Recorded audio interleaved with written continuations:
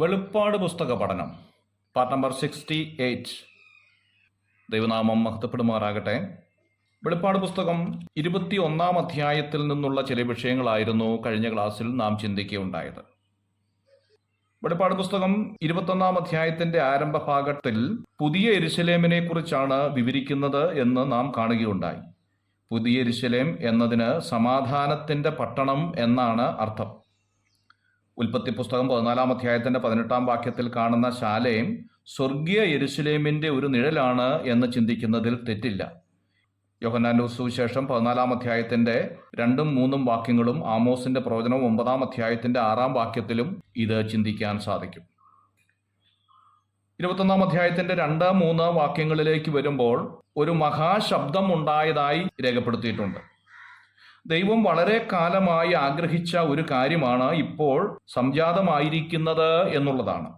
ഇതാ മനുഷ്യരോടുകൂടി ദൈവത്തിന്റെ കൂടാരം. മനുഷ്യരോടുകൂടി പാർക്കാൻ ദൈവം ഭൂമിയിൽ വന്നിരുന്നതാണ്. ഉൽപ്പത്തി പുസ്തകം 1-ാം അധ്യായത്തിന്റെ 28-ാം വാക്യത്തിൽ നാം അത് കാണുന്നുണ്ട്.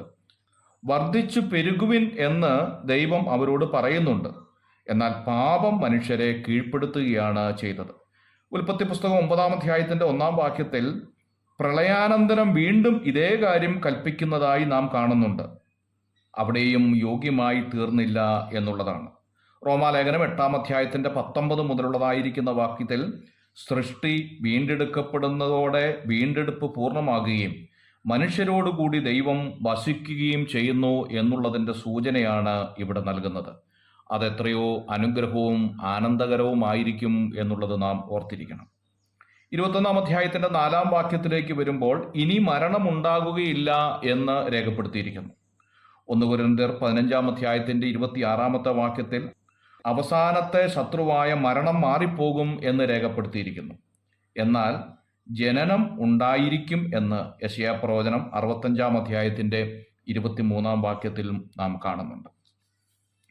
21-ാം അധ്യായത്തിന്റെ 9 മുതൽ 11 വരെയുള്ളതായിരിക്കുന്ന വേദഭാഗം പുതിയ യെരുശലേമിനെ കുറിച്ച് വീണ്ടും വിവരിക്കുകയാണ്. ആദ്യം മുഴുവനായി കാണിക്കുകയാണ്.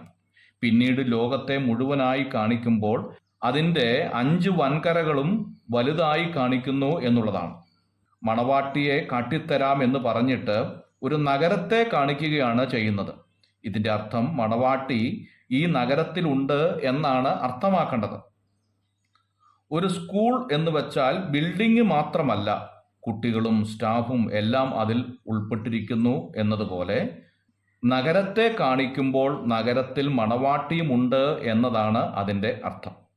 കണ്ണാടിയിൽ നിർമ്മിച്ചതെങ്കിലും കണ്ണാടി ഉള്ളതുപോലെ തോന്നുന്നില്ല എന്നത് ഇവിടെ വ്യക്തമാക്കുകയാണ്. ദൈവം തേജസ്സുള്ളവനായി ഇവിടെ കാണുകയാണ്. മനുഷ്യർക്ക് അടുത്തുകൂടാത്ത വെളിച്ചത്തിൽ വസിക്കുന്നവനാണ് നമ്മുടെ ദൈവം. 1 തിമോഥെയോസ് 6-ാം അധ്യായത്തിന്റെ 16-ാമത്തെ വാക്യം. ശൗൽ ദൈവ തേജസ് കണ്ടപ്പോൾ കുരുടനായി തീർന്നതായി അപ്പോസ്തല പ്രവൃത്തി 22-ാം അധ്യായത്തിന്റെ 11-ാം വാക്യത്തിൽ വായിക്കുന്നുണ്ട്. ഈ ദൈവ തേജസ് പുതിയ യെരുശലേമിൽ തിളങ്ങിക്കൊണ്ടിരിക്കും എന്നാണ് ഇവിടെ നിന്ന് മനസ്സിലാക്കേണ്ടതായ കാര്യം. നമ്മുടെ ശോഭ ഈ തേജസ്സായിരിക്കും എന്നുള്ളതാണ്. സൂര്യന്റെ പ്രകാശം ചന്ദ്രനിൽ തട്ടി പ്രകാശിക്കുന്നത് പോലെ ദൈവ തേജസ് നമ്മളിൽ തട്ടി നാം ശോഭയുള്ളവരായി മാറും. ഈ ശോഭ നമ്മുടെ പ്രവൃത്തിക്ക് അനുസരിച്ചായിരിക്കും എന്നുള്ളതാണ്.